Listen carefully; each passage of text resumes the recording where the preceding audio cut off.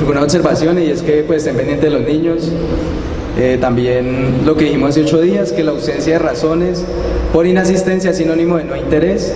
Entonces el que no asista y no diga por qué, pues vamos a tomarlo como que no está interesado. Por ahora la membresía, pronto más adelante. También no olvidar que deben hacer una solicitud formal. No podemos adivinar quién quiere o no ser miembro. Entonces les rogamos que los que quieren ser miembros hagan una solicitud formal con los hermanos, los ancianos de la iglesia. Y pues ya vamos a entrar en lo que es el estudio de la confesión de fe. Entonces lo primero que nos enseña la confesión de fe es algo muy importante, y es la esencialidad de las escrituras.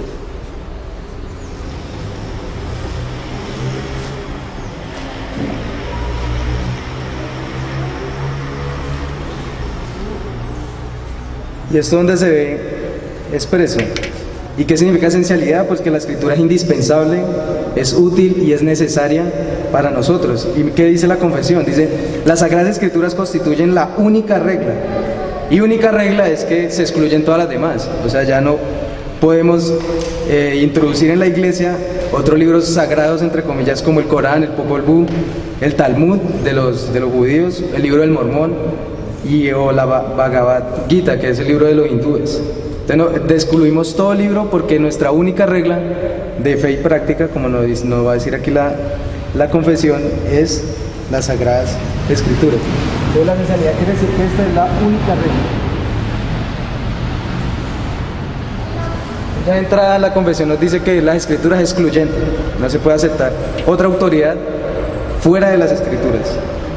Y nos dice que este libro es la única regla en qué, que es también suficiente, segura e infalible en todo conocimiento, fe y obediencia salvadores. O sea, todo lo que se refiere a la fe y a la obediencia para nuestra salvación está contenido en las Escrituras. Y en eso la Biblia es suficiente, segura e infalible. ¿Qué quiere decir eso?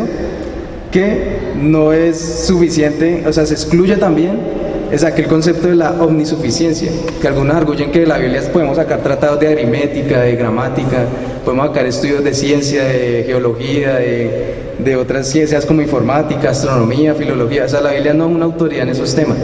Nosotros de ahí no podemos sacar tratados y decir, mire, o sea, podemos, sí, obviamente la Biblia utiliza mucho de estas cosas y se basa mucho en algunos conceptos que hoy llamamos científicos, pero no quiere decir que la Biblia sea un tratado de ciencia, ni de química, ni de biología, ni nada de eso. Entonces solamente es todo suficiente, segura e infalible en conocimiento y fe, de conocimiento de fe y obediencia salvadores.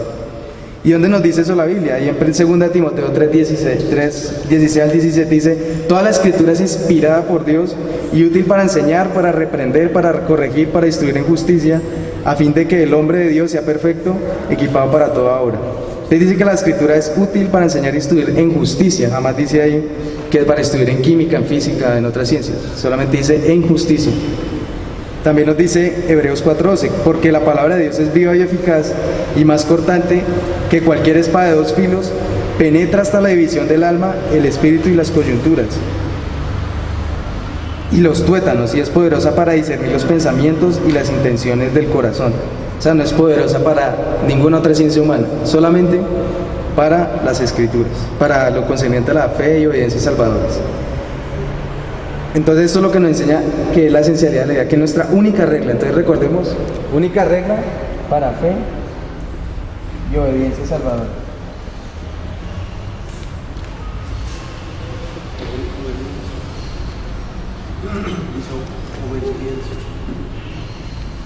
Obediencia. No, en la N. Obediencia. Bueno, entonces esto concerniente a la esencialidad de la escritura es lo que enseña la confesión. La confesión también enseña lo que se denomina en los seminarios, en los círculos teológicos, la revelación general.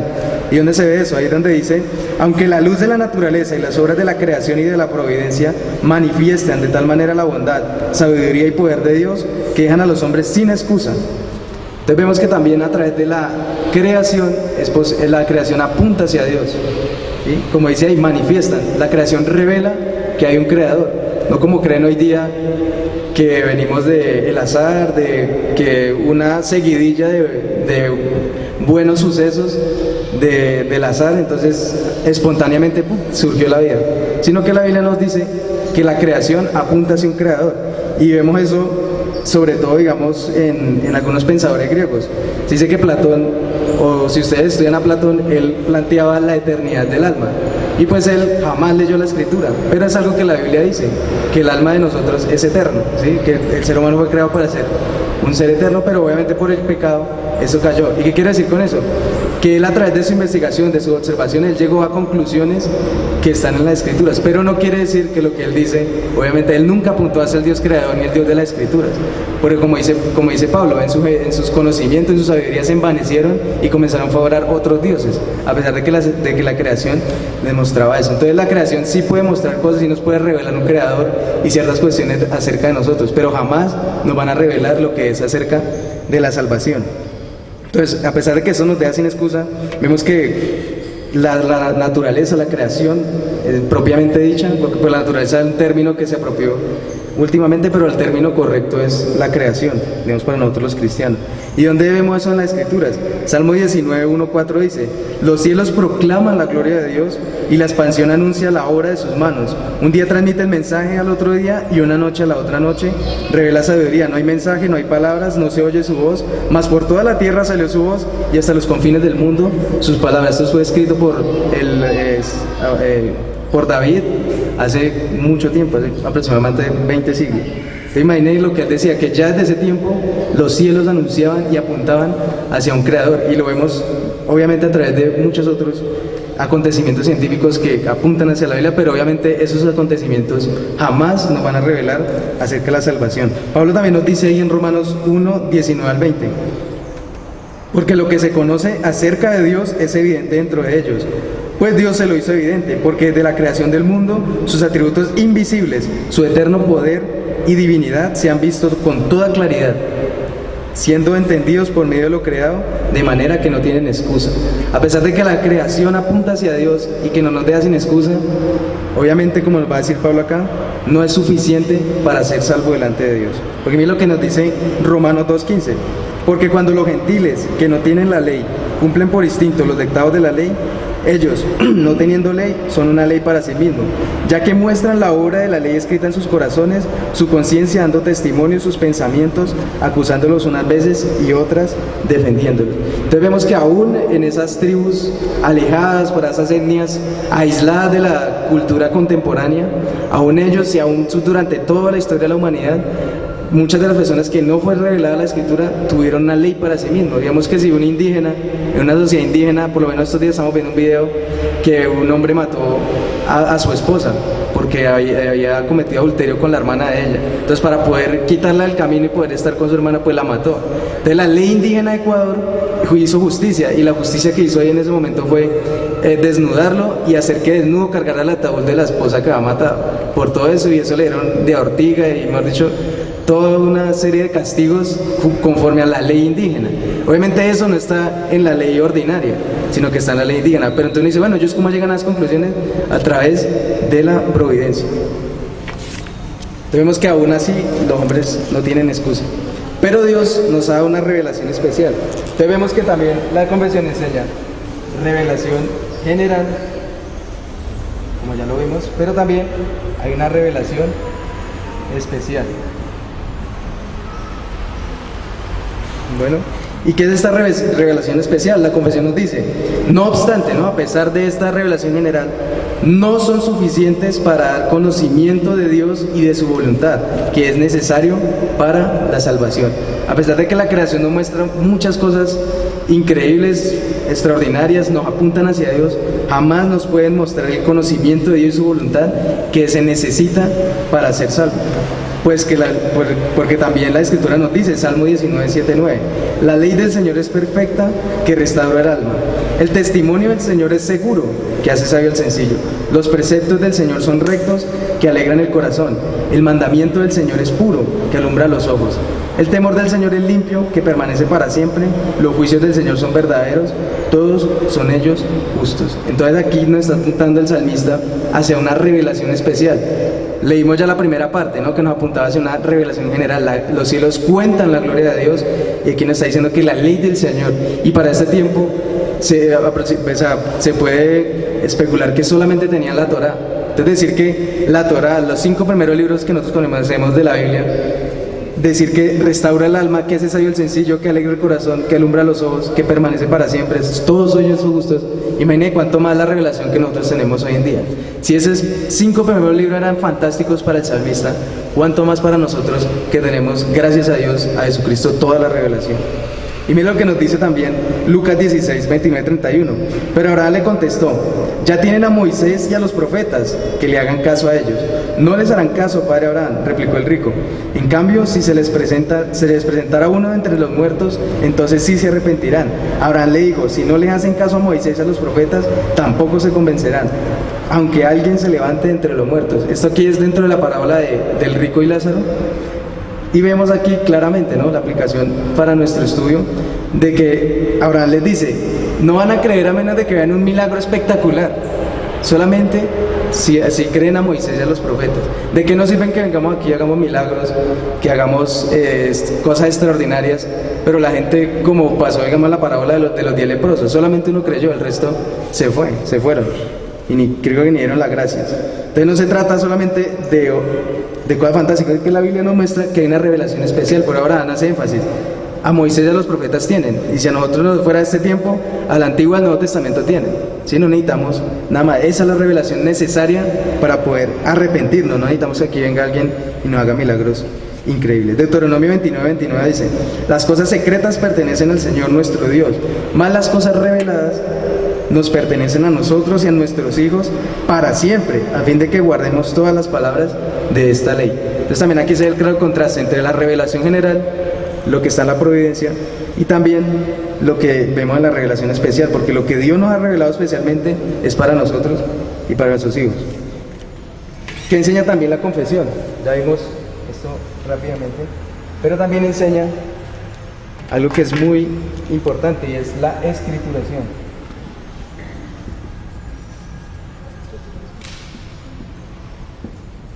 ¿Qué es esto? Se refiere a lo que dice la confesión. Dice: por tanto agradó al Padre, le complació al Señor en distintas épocas y de diversas maneras, patriarcas, profetas, teofanías, ley, revelarse a sí mismo y declarar su voluntad a su iglesia, y posteriormente, para preservar y propagar mejor la verdad, y para un establecimiento y consuelo más seguros de la iglesia contra la corrupción de la carne y la malicia de Satanás y del mundo, le agradó poner por escrito esa revelación en su totalidad, lo cual hace a las Santas Escrituras muy necesarias. Tenemos que Dios va a mostrar aquí cosas muy importantes a través de los tiempos y de diferentes maneras, porque le agradó a Él, como dice ahí, en distintas épocas y diversas maneras, poner las cosas por escrito. Entonces vemos aquí que la Escritura también habla de eso. Hebreos 1:1 dice lo siguiente: Dios, habiendo hablado hace mucho tiempo, en muchas ocasiones y de muchas maneras a los padres por los profetas, en esos últimos días nos ha hablado por su Hijo, a quien constituyó heredero de todas las cosas, por medio de quien hizo también el universo. Entonces primero Dios, nos dice ahí la palabra, que se reveló en muchas ocasiones y de muchas maneras a los padres por los profetas. Entonces vemos a Moisés, vemos también que hubo una tradición oral antes de que se escribiera los 5 primeros libros de la Biblia, donde se transmitía, dicen los eruditos, oralmente la genealogía, los dichos, todo eso, y cuando llegó Moisés él escribió todas estas cosas. También se reveló a través de profetas en el tiempo de los jueces, en el tiempo del reinado, en el tiempo del exilio, del posexilio, y también hubo un tiempo de silencio, pero nuevamente se abre otra vez el canon con Juan el Bautista, y luego otra vez los apóstoles y otros profetas hablan también acerca de la revelación de Dios. Entonces Dios de muchas maneras ha hablado, pero dice que en estos últimos días, o sea, de que está el Hijo, nos ha hablado por Él, ¿sí? Donde nos dice que Él lo constituyó heredero de todas las cosas, y el pasaje muy énfasis dice: nos ha hablado, ¿sí? El Hijo no se ha quedado callado, sino nos ha hablado por estos tiempos también. Y que también nos dice Deuteronomio 17:18, dice: y sucederá que cuando Él se siente sobre el trono de su reino, escribirá para sí una copia de esta ley en un libro en presencia de los sacerdotes levitas. Eso es para los reyes. Y vemos también que aún en el Antiguo Testamento se acostumbraba a hacer copias de la misma escritura.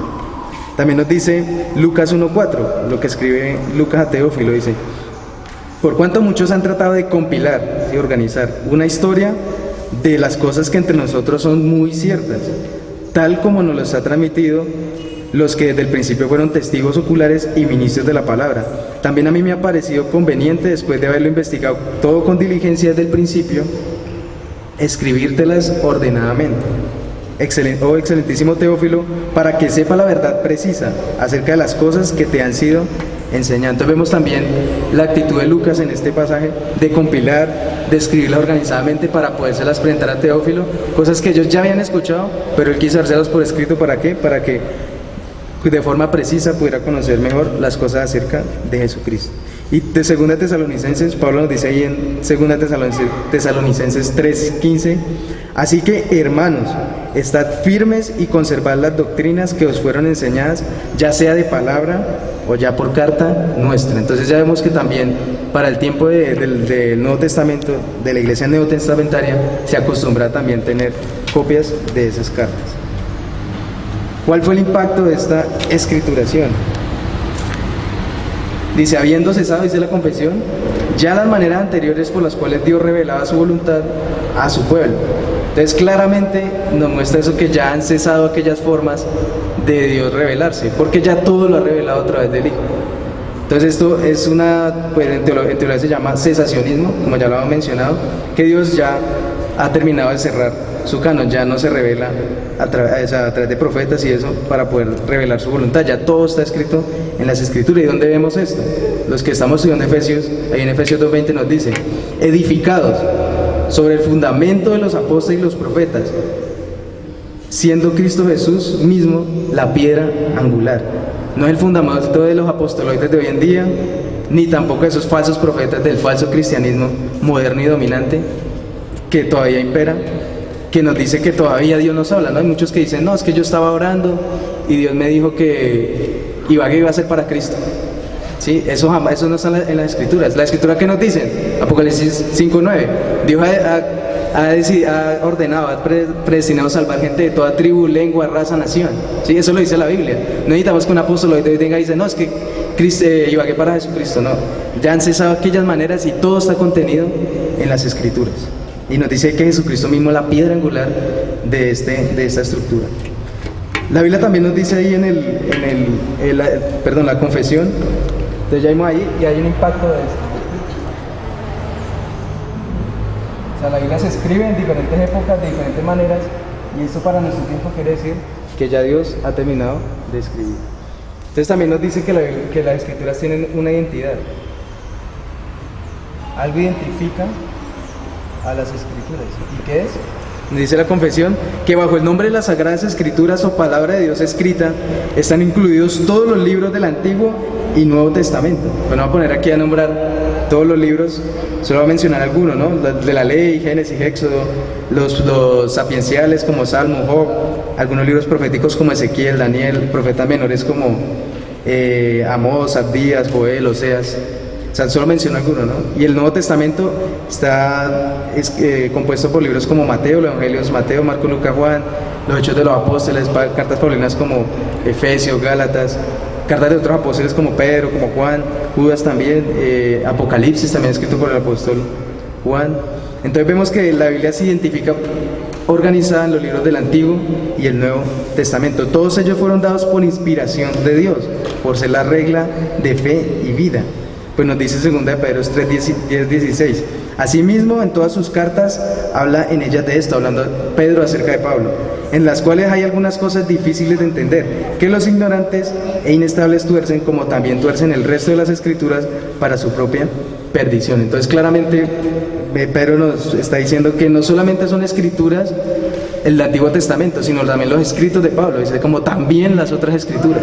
Entonces ya están dando por sentado de que lo que escribía Pablo, lo que escribían los apóstoles, era palabra de Dios, porque ellos no hablaban cosas de acerca de sí mismos, sino lo que Jesucristo les ha enseñado y lo que Jesucristo estaba revelando en ese periodo de la iglesia especialmente.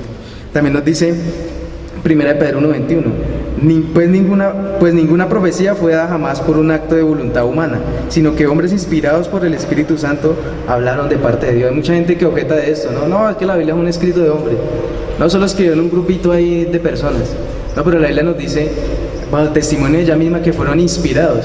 Algunas traducciones dicen que inspirados como si Dios hubiera mecido su palabra y se le hubiera entregado a los apóstoles, para que esa es la misma palabra de Dios, no es algo que ellos inventaron, no es que llegaron en un éxtasis como dicen hoy en día, y es que Dios me reveló tal cosa, y es que Dios me reveló tal cosa, no, sino que siendo inspirados, Dios mismo estaba, como ellos siendo embajadores de Dios, hablando su palabra, inspirados. Esa palabra es importante, inspirados. O sea, todos estos libros, Antiguo y Nuevo Testamento, son inspirados.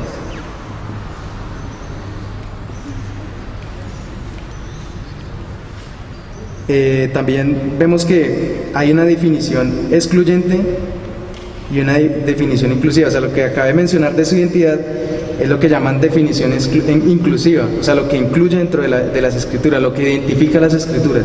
Y definición excluyente es lo que no identifica las escrituras, que es que los libros que comúnmente llaman apócrifos o deuterocanónicos, que según de Daniel, que Macabeos, todos esos libros que mencionan y que la Iglesia Católica los tiene dentro de su canon, no porque sean canónicos como tal o de segundo canon, que es lo que significa deuterocanónicos, sino porque ellos a través de esos libros quieren justificar doctrinas de ellos, y muchas iglesias han querido involucrar estos libros porque en cierta manera sí apoyan ciertas herejías que ellos sustentan. Entonces por eso incluyeron estos libros, pero estos libros no son canónicos porque fueron escritos en el tiempo que llaman intertestamentario, donde Dios no se reveló de ninguna manera. Entonces la confesión dice, los libros comúnmente llamados apócrifos, no siendo de inspiración divina, o sea, estos libros no son inspirados, no forman parte del canon o regla de la escritura, y por lo tanto no tienen autoridad para la iglesia de Dios, ni deben aceptarse ni usarse, excepto de la misma manera que otros escritos humanos. Entonces Macabeos solamente nos puede servir a nosotros como un libro histórico. Jamás podemos decir, vamos a interpretar, hacer un estudio de Macabeos y sacar aplicaciones para la vida práctica, porque no son de inspiración divina. ¿Y dónde nos dice eso?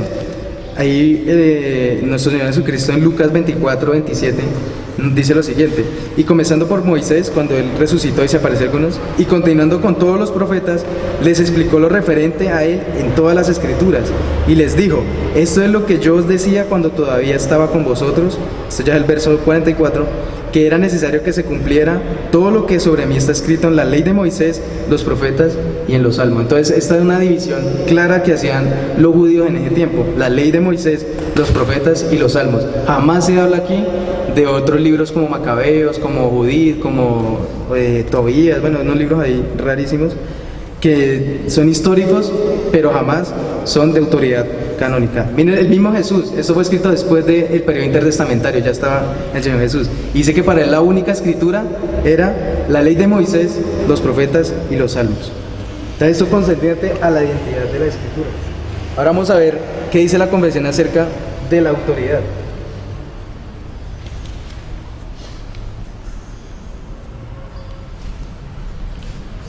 Dice la confesión, en sí misma, la autoridad de la escritura en sí misma. La autoridad de las escrituras por la que debe ser creída no depende, es lo que dice, del testimonio de ningún hombre o iglesia, sino enteramente de Dios, quien es la verdad en sí misma. El autor de ella, por lo tanto, debe ser recibida porque es la palabra de Dios.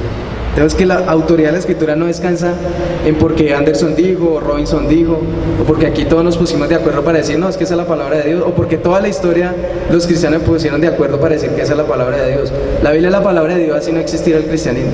Ella sigue siendo palabra de Dios. Así hoy en día no exterminaran a todos, la Biblia sigue siendo la palabra de Dios. Y por lo tanto, dice la escritura, debe ser recibida porque es la palabra de Dios. O sea, tiene autoridad, como ya vimos, tiene un canon, tiene una regla que nos muestra cómo somos nosotros y nos lleva a salvación y vida eterna. ¿Y dónde vemos eso sustentado en la Biblia? Nuevamente ahí Efesios 2:20, edificados en el fundamento apostólico y profético y siendo Jesucristo como piedra principal. También nos dice nuevamente lo que dice, lo que leíamos allá en el rico y Lázaro, Moisés y a los profetas. O sea, para arrepentirnos necesitamos esa Moisés y a los profetas, o sea, las escrituras y la división que hace el Señor, la ley, los salmos, los profetas, y para nosotros en nuestro tiempo el fundamento apostólico y el Señor Jesucristo. Esas son nuestras escrituras. No necesitamos nada más, no vuelvo y lo repito, que nadie tiene que hacer milagros extraordinarios para poder llevarnos a arrepentimiento y fe. Necesitamos es ir a las escrituras, que nos enseñen las escrituras. ¿Y quién hace esa autenticación de esa autoridad divina? Hay una naturaleza de la evidencia, una naturaleza, algo natural, que por sí misma, o sea, hay algo natural en la evidencia de que la Biblia es la autoridad y la regla máxima de normas de ética y moral. Dice la confesión: el testimonio de la Iglesia de Dios puede movernos e inducirnos a tener una alta y reverente estima por las Sagradas Escrituras. No que vayamos a desechar la Iglesia, no que la Iglesia no sea necesaria en esas cuestiones de la autoridad de la Biblia. Como lo vamos a ver aquí, Pablo le dice a Timoteo: tú sin embargo persiste en las cosas que has aprendido y de las cuales te convenciste, sabiendo de quiénes las has aprendido. ¿Y de quién había aprendido Timoteo? Pues de su abuela y de su mamá, no me acuerdo ahora el nombre, pero él aprendió de su familia. Entonces vemos que su familia era también parte de la iglesia. ¿Y cómo hemos aplicado hoy en día? Que la iglesia puede llevarnos a creer la escritura, persuadirnos, pero jamás convencernos de que la Biblia es la palabra de Dios. Puede persuadirnos, solamente el Espíritu Santo, lo vamos a ver más adelante, nos puede convencer de que la Biblia es la palabra de Dios. Simplemente la iglesia puede movernos e inducirnos a tener alta y reverente estima, pero jamás a convencernos totalmente, a convencernos como lo hace el Espíritu Santo. Y como le dice, termina ahí diciendo: y que desde la niñez has sabido las escrituras, las cuales te pueden dar la sabiduría que llega a la salvación, lleva a la salvación mediante la fe en Cristo Jesús. Entonces hay unas evidencias externas e internas. La evidencia externa, nos dice la confesión, que es el carácter celestial del contenido, la eficacia de la doctrina, la majestad del estilo, la armonía de todas las partes. Vemos aquí que la autoridad, hay una evidencia, ¿cierto? Y hay una evidencia externa y una evidencia interna. Entonces la evidencia interna lo vemos claramente. Ahí Jeremías 23, 28, 29 nos dice: el profeta que tenga un sueño, que cuente su sueño, pero el que tenga mi palabra, que hable mi palabra con fidelidad. ¿Qué tiene que ver la paja con el grano? Declara el Señor. No es mi palabra como fuego, declara el Señor, y como martillo que despedaza la roca. Entonces vemos claramente que la palabra de Dios se tiene que hablar con fidelidad. Si no es cualquier palabra, hay una majestad y un carácter celestial en lo que Dios dice en su misma palabra. Juan 6:63, Jesús le dice, está comentando lo siguiente, dice: las palabras que yo he hablado son espíritu y son vida. Sabemos que también el contenido de estas palabras son celestiales, dice, son espíritu y son vida, ¿sí? Y también nos dice 1 Pedro 1:23: pues habéis nacido de nuevo, no de una simiente corruptible, sino de una incorruptible, es decir, mediante la palabra de Dios que vive y permanece. Entonces, ¿cómo hemos nacido de nuevo? Solamente a través de la palabra de Dios que vive y permanece. Y es lo que dice la confesión: la majestad del estilo y la armonía de todas sus partes. Toda la Biblia sabemos que tiene un solo tema, y es obviamente la gloria de Dios y la redención, cómo Dios manifiesta esa gloria a través de la redención del ser humano a través de Jesucristo, ¿no? De cómo Él a través de todos los tiempos está hablando solamente de Jesucristo, y cómo Él a través de sus méritos, a través de eso que los griegos, los sabios llaman algo, una locura, ¿no? ¿Cómo puede ser salvado alguien por otro ser humano? Pero vemos que Jesucristo no solamente un ser humano, sino también Dios enteramente. Algo que vamos a estudiar un poco más a fondo. Ya hemos estudiado obviamente en la cristología, pero lo vamos a ver otra vez en la confesión. Dice Juan 20:31: pero estas cosas se han escrito, para que creáis que Jesús es el Cristo, el Hijo de Dios, y para que al creer tengáis vida en su nombre. Entonces vemos que hay una armonía en todas sus partes. Toda la Biblia está hablando acerca de la salvación, acerca de Jesucristo, acerca de la redención, acerca de Dios. Entonces todo está hablando de lo mismo. Jamás una parte se va a contradecir con la otra, jamás, ¿sí? Pronto hay, como sucedió en el siglo XVI, siglo XV, donde Lutero decía que Santiago era una pistola de paja, ¿no? Porque supuestamente Santiago habla de una salvación por obra, pero cuando se terminaron a estudiar más a profundidad, se dieron cuenta que era que Santiago lo que hacía era demostrar que una fe verdadera era evidenciada por unas obras visibles. O sea, ¿cómo hago yo para saber que alguien ha creído? A través de sus obras. O sea, las obras son una evidencia y son la manifestación de que alguien ha creído. O sea, lo mismo que está diciendo el apóstol Pablo. O sea, él había sido salvo por fe, pero eso tenía que demostrar. Entonces no es que la Biblia se contraiga, como lo vamos a ver ahí, como ya lo hemos visto, hay una armonía en todas sus partes. También hay una eficacia, una evidencia interna, la revelación completa que dan el único camino de salvación para el hombre y muchas otras excelencias incomparables y la totalidad de las perfecciones de la misma. O sea, los hombres han dado estas evidencias externas, pero también una evidencia interna, ¿no? La revelación completa, el único camino de salvación. Ningún otro libro, si alguien se pone a leer el Corán, jamás va a llegar a salvación. Si alguien se pone a leer el libro del Mormón, va a encontrar un poco de inconsistencia. Si alguien lee esos libros hindúes, jamás van a llegar a la salvación. Si alguien se pone a estudiar los griegos, jamás van a llegar a la salvación. Solamente a través de la revelación de Dios, a través de Jesucristo, podemos llegar a salvación. Entonces, ¿cómo es de eficaz esta evidencia? Dice, sin embargo, nuestra plena persuasión y certeza de su verdad infalible y su autoridad divina provienen de la obra interna del Espíritu Santo, quien da testimonio en nuestros corazones por medio de la palabra y con ella. Pues Dios dijo, vemos ahí que también, o sea, ¿cómo sabemos que esta es la palabra de Dios? Ahí, como lo vemos ahí, hay una obra interna del Espíritu, ¿sí? Y vemos lo que dice el Señor Jesús en Mateo 16, 17. Jonás respondiendo dijo, bienaventurado eres Simón, hijo de Jonás, porque esto no te lo reveló carne ni sangre, sino mi Padre que está en los cielos. ¿Sí? El apóstol Pedro ya acaba de decir una aclaración, tú eres el Hijo de Dios, y él le dice, esto no te lo reveló carne y sangre. Él no se levantó y dijo, no, Jesucristo es el Hijo de Dios, no, realmente esto se lo reveló el Espíritu Santo. Y vemos también que nos dice 1 Juan 2:17, y en cuanto a vosotros, la unción que recibiste de Él permanece en vosotros y no tenéis necesidad de que nadie os enseñe. Pero así como su unción nos enseña acerca de todas las cosas, y es verdadera y no mentira, y así como os ha enseñado, permanecéis en Él. Esto es una obra del Espíritu.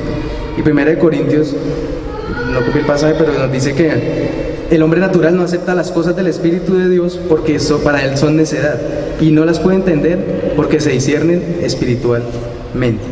Entonces vemos que también esto claramente es una obra del Espíritu. Entonces vemos claramente estas doctrinas. Vemos también aquí que la Confesión nos enseña acerca de la suficiencia de las Escrituras. ¿Y cuál es el alcance de su suficiencia? Solamente todo lo que concierne a la salvación del hombre. Como dice el Salmo 119:9, ¿cómo puede el joven guardar puro su camino? Guardando tu palabra. Entonces solamente, volvemos a repetir las mismas cosas, la Biblia es solamente suficiente a todo lo que tiene que ver con las cosas necesarias para la gloria, la salvación del hombre, la fe y la vida.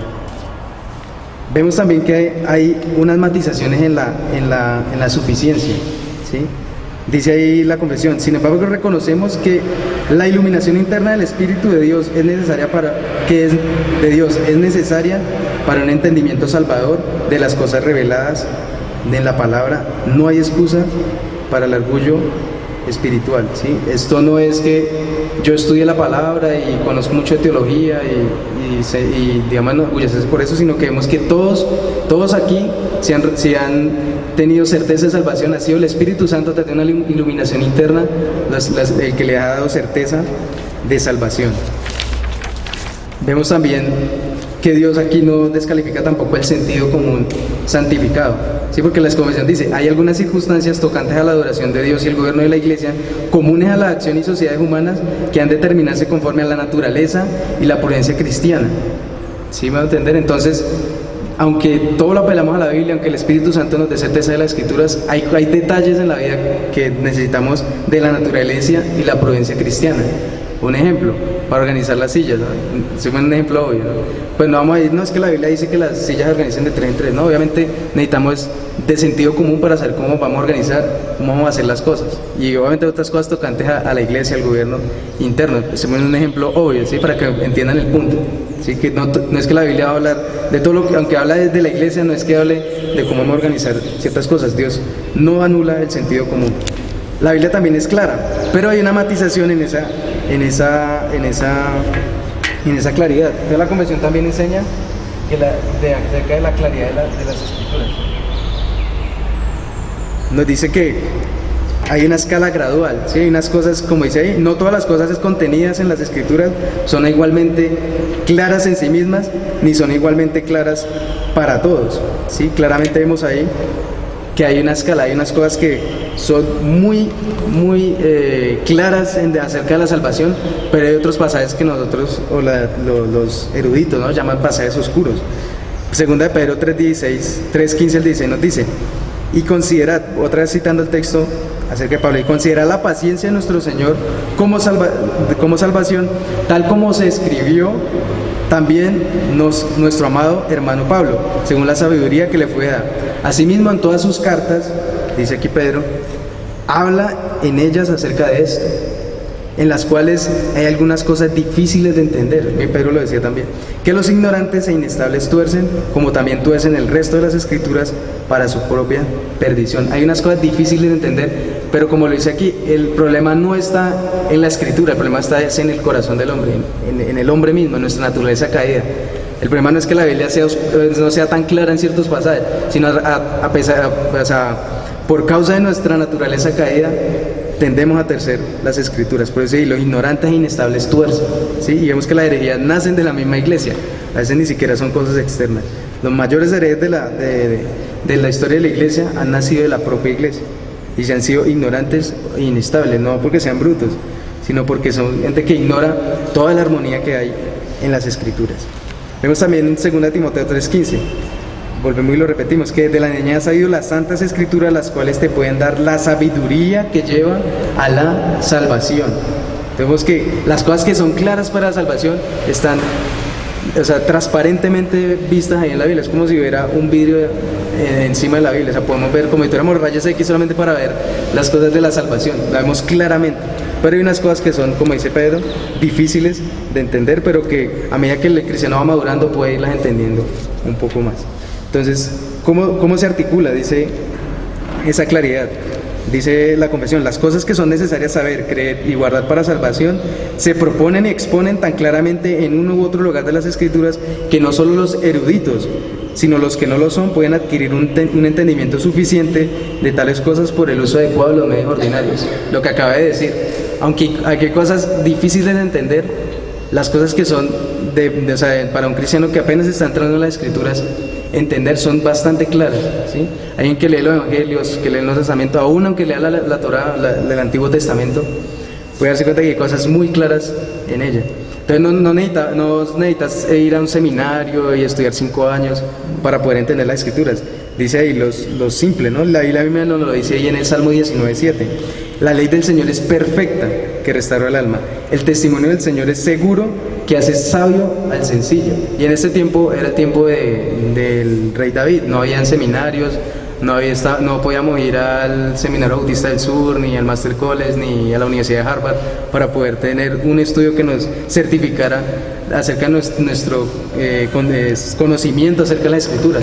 Cualquier persona puede ir a las Escrituras orando a través de los medios ordinarios, ¿sí? Lo dice: oración, meditación, ya lo hemos estudiado, para poder tener conocimiento de las Escrituras. Y como dice también Deuteronomio 30, 11 al 13, dice: este mandamiento que yo te ordeno hoy no es muy difícil para ti, ni está fuera de tu alcance. No está en el cielo para que digas: ¿quién subirá por nosotros al cielo para traérnoslo y hacérnoslo oír? A fin de que lo guardemos, ni está más allá de la mar, para que digas: ¿quién cruzará el mar por nosotros para traérnoslo y para hacérnoslo oír? A fin de que lo guardemos. Entonces, si está hablando acerca del Antiguo Testamento, y esto más específicamente de la ley, está diciendo que esto no es muy difícil de entender. Cuánto más, vuelvo y lo repito, cuánto más nosotros que tenemos toda la revelación acerca de Dios. O sea, no hay cosas difíciles de entender, sino es tal vez un mal uso de los medios ordinarios. Entonces eso no está fuera del alcance, no es difícil. Cualquier persona que vaya en oración, en meditación, puede entender las Escrituras. También la confesión, nos enseña que la Biblia, que hay una disponibilidad de las Escrituras. Dice el Antiguo Testamento en hebreo, que era el idioma del pueblo de Dios en la antigüedad, y el Nuevo Testamento en griego, que en el tiempo en que fue escrito era el idioma más generalmente conocido entre las naciones, siendo inspiradas inmediatamente por Dios y mantenidos puros a lo largo de todos los tiempos por su especial cuidado y providencia. Entonces, vamos a hablar ahorita rápidamente de la disponibilidad.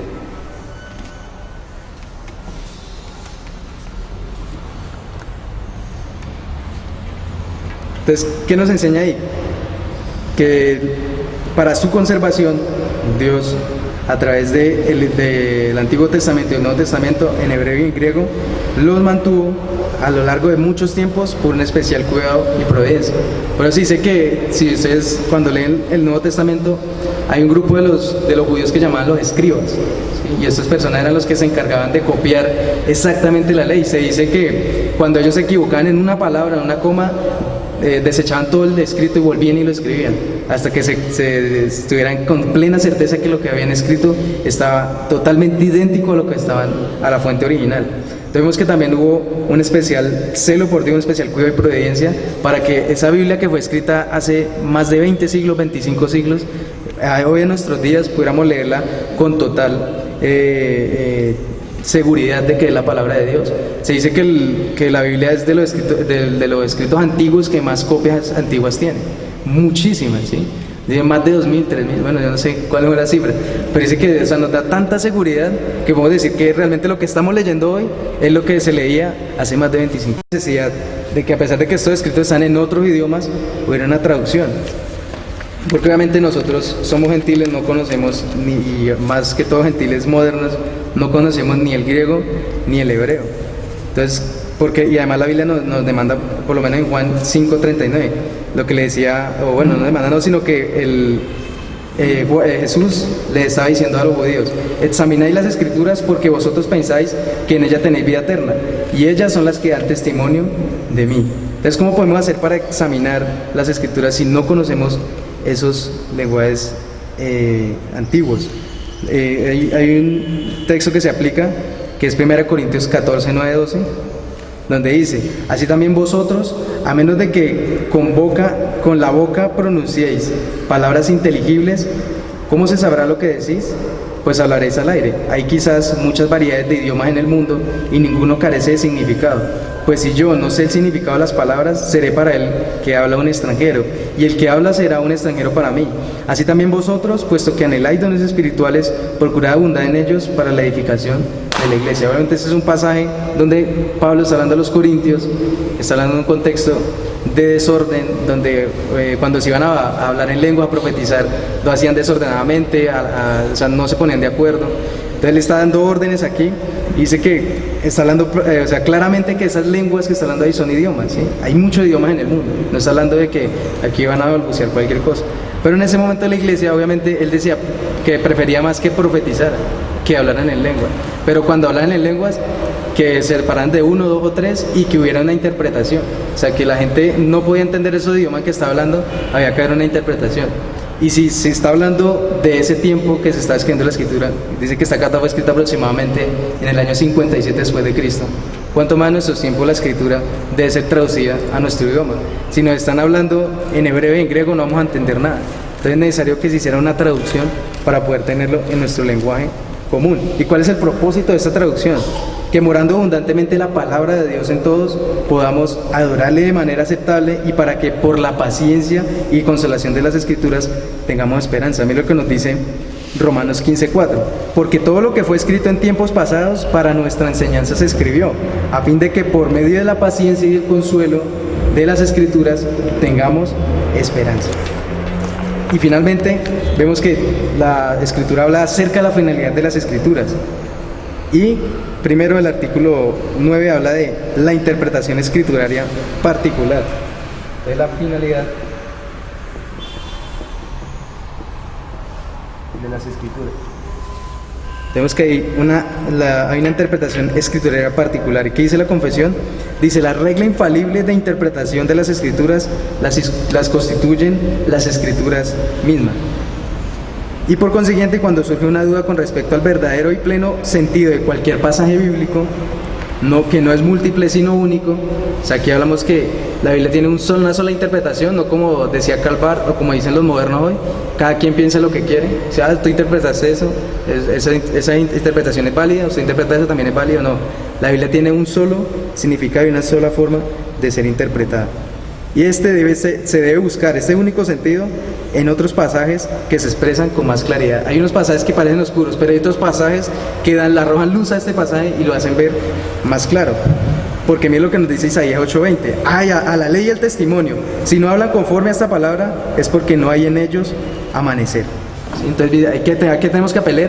A la ley del testimonio, o sea, a las santas escrituras.